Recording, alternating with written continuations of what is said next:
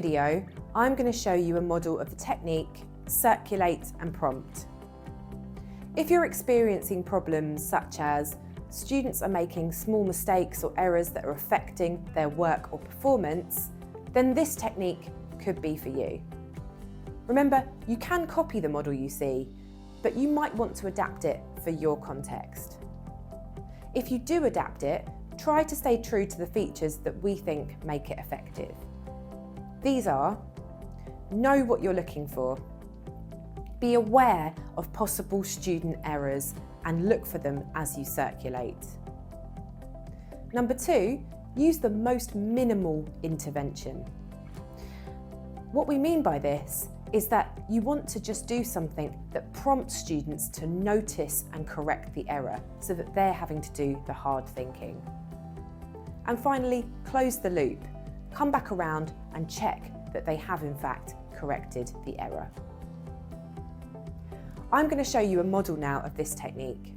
And because this technique is about thinking and planning your feedback, I'm going to show you a model of my thought process in doing so.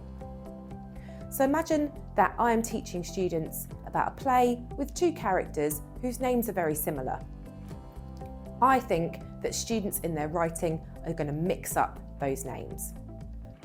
Now I'm going to show you a model of my thought process in planning this feedback.